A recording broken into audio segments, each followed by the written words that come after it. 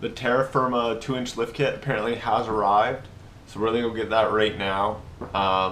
It's a little later in the day, it's on a Friday, so hopefully get part of it in today and then we'll finish it up tomorrow. Just loosened all the rear bolts on both tires. Now we're gonna jack it up. It says to do, if you're doing a jack set, you have a lift, ignore this, and this is not instructional video, it's just me lifting the Discovery. It says to do back or front at different times, so we're going to lift one at a time and change it over.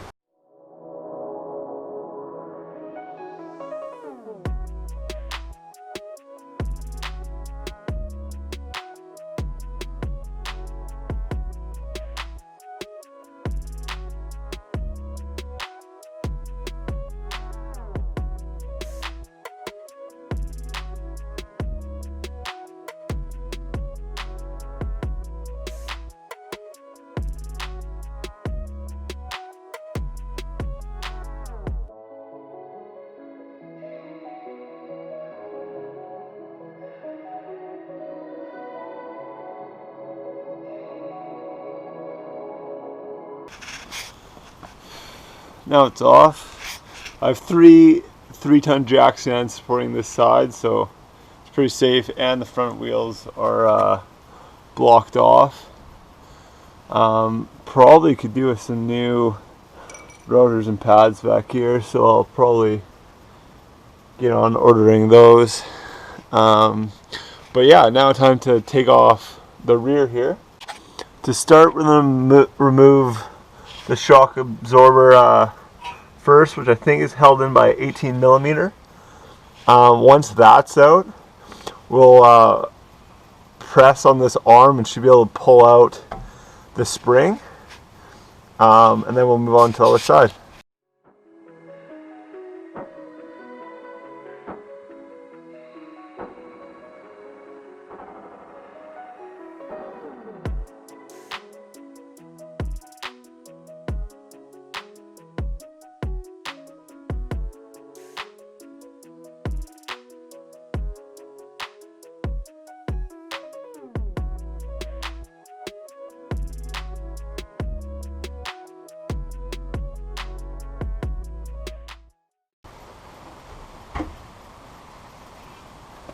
Top bolt out, that was a bit of pain.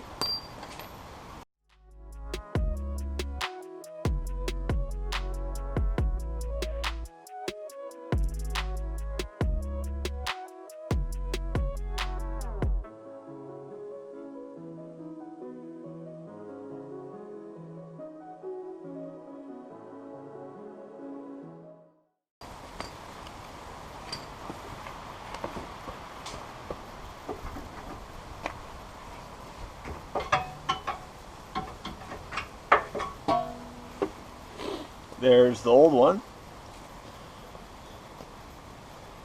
I have the bottle jack in there now to press the axle down, but I'm just going to remove the caliper and hang it so that we don't stretch and break the ABS or the brake cable. It's just 12 millimeter bolts that hold it in place. So far we've taken out 2 18s that hold the shock in place.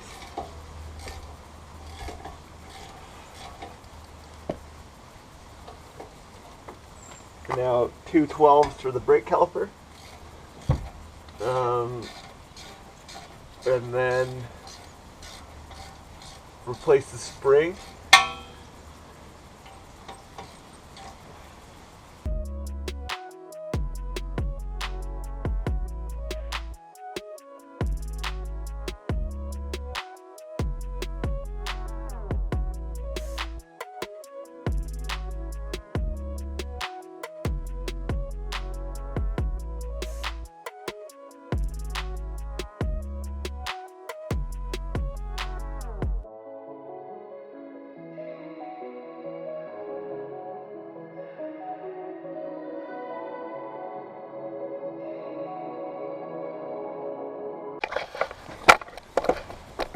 Okay, I don't know how well you can see, but with ball jack, caliper disconnected, I can just raise the jack up enough that I should be able to pull the spring right out.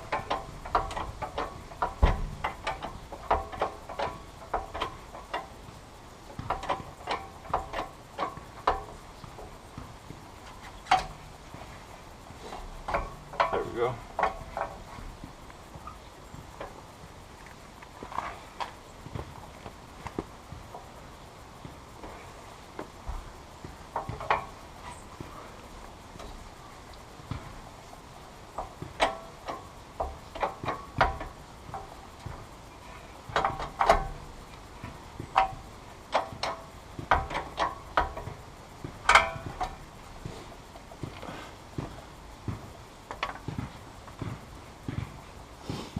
Just need to keep this isolator for the new spring and put it back together. Well, here's the new one going in. It is just so much beefier. You can tell it's just gonna be way firmer and great for my application, especially when you load up the back with stuff. Sorry, I'm losing light here as it's getting dark out, but we'll put this guy back in, get it buttoned up, and I'll do the fronts tomorrow when it's light out.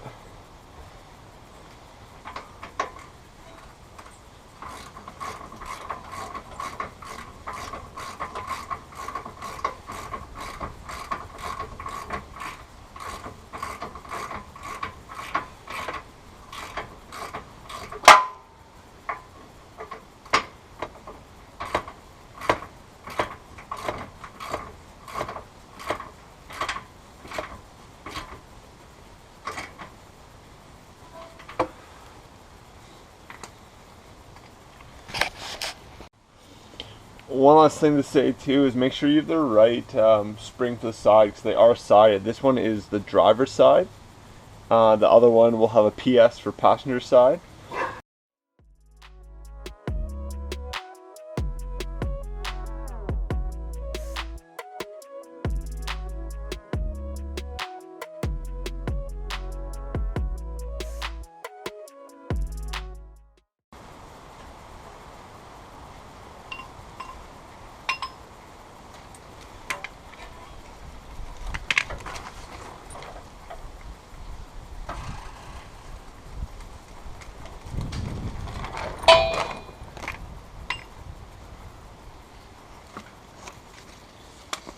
So for the new shock, before I cut off the plastic holding it together, I'm going to put the top in and then be able to feed and guide the bottom into its place and then put the bottom in.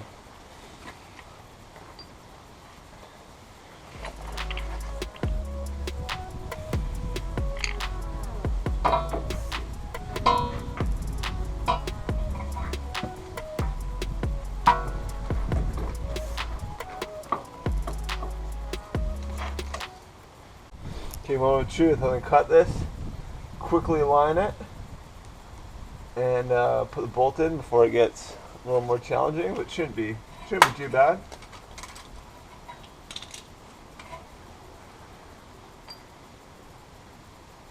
Let it expand slowly, and these are directional. You definitely want them to go the way I have them, because you don't want water to get up to the top.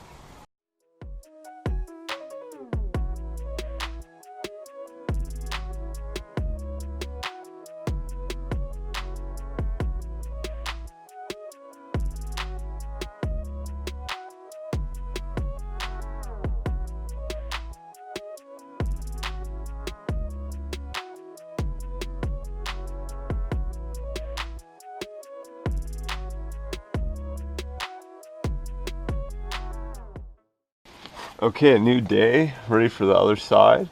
Already have the brake caliper up here, again with the little bungee cord, disconnected the ABS.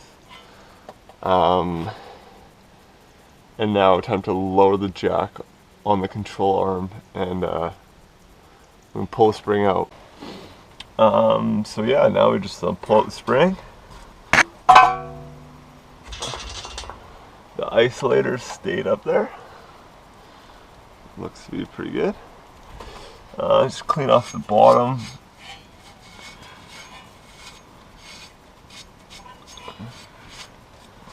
check everything. Looking all good. Again, remember the orientation, you have your tightly wound first on the top, and then you have, as it gets wider, that's the bottom. So you'll take your isolator, put it on top like so, and then we should be able to fit this guy right in there.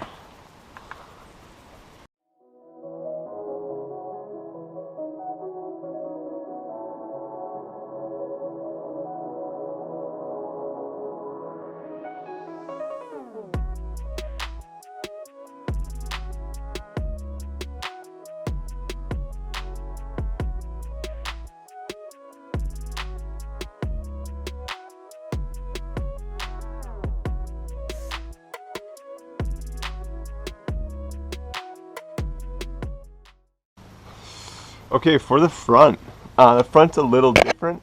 You got your shock that's retained by these two bolts down here, which are 13 millimeters. And then the top bolt is underneath your coolant overflow. So this is nice because it's just a pop-off unit. So if we just pop it back and then pull it off its retainer, we can kind of just move it completely out of the way. Just be careful if you have an older Discovery, your hoses might be pretty brittle. But now we can get to this 18 millimeter bolt and be able to pull the shock out through the top. Actually, not through the top. So we have this 18 millimeter here we just loosened, and then there's four, well there's the two 13s here, but then there's also four 13 millimeters on the turret. I'm not replacing my turret, but I am going to loosen it to get them out. There's two here on the front, two on the back. The best way I found is linking a whole bunch of extensions together and going through the top for those back ones. And then same with these two. I don't have ratcheting wrenches. I'm sure that is the easiest, but for me, it's pretty easy to just get extension, get her on, and then just ratchet it out. Be sure you grab the right side. They are side specific. This one says PS, so it's passenger side. We're doing the passenger side. Clean off all the mounting points, and then fit the spring, and then you can fit the shock back through the top, blow everything up, and then we'll be on to the next side. Also, on the front there is a little locking area where the seat sits in place, so make sure it goes back to that.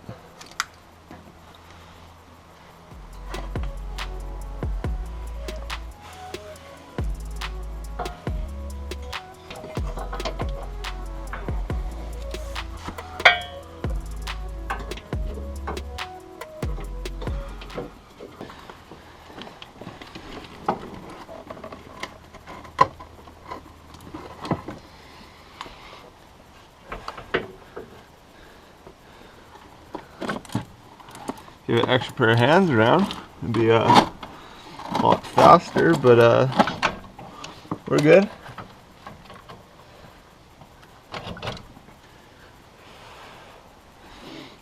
So now we'll attach those four bolts back on for that. Two in the front, two in the back, all 13 millimeters.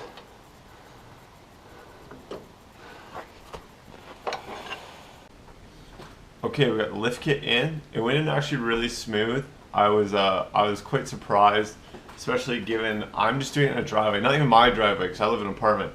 So I just did it in a driveway with four 3-ton jack stands, the D2 bottle jack, and a floor jack, and all by myself. I could not get any help this weekend. Definitely would be easier with help, but it took me just under 5 hours to do all four sides. And I'm super happy with that. Started it on Friday night, finished it Saturday morning, and now I've driven it around quite a bit, and it's great. It's exactly what I was looking for. It's giving me the clearance I need. That leads me to the next part. I've now realized after filming this that I need a better camera. I'm doing this all on a GoPro right now. I had a lot of battery troubles, so that's why it cuts in and out. And then I can't see what the camera's shooting really because I'm using an older GoPro, so there's no screen on the back. Can't zoom in. So that leads me to the next thing. I will definitely have to get a better camera. And I realize the audio is not that good too. Sorry about that. But here's the finished product. I think it looks great, and it rides actually really good. The springs were pretty worn out. This is a 20-year-old vehicle, almost 20-year-old vehicle. So it was really wobbly side to side just around town. Now it's a lot firmer, and once we get the tires, we'll get alignment. Everything will be great. Next, the tires are on their way, and they should be here this week. So we'll get those put on. And with the bigger tire size, we'll have to flip the tire carrier on the back around to fit it, because right now it is super tight. So apparently if you just turn it upside down, we'll get an extra inch or two of clearance, and that'll be perfect, because the tires I ordered are Falcon Wild Peaks, and they are 265/75 by 16. So we'll get on that, and that'll be the next episode.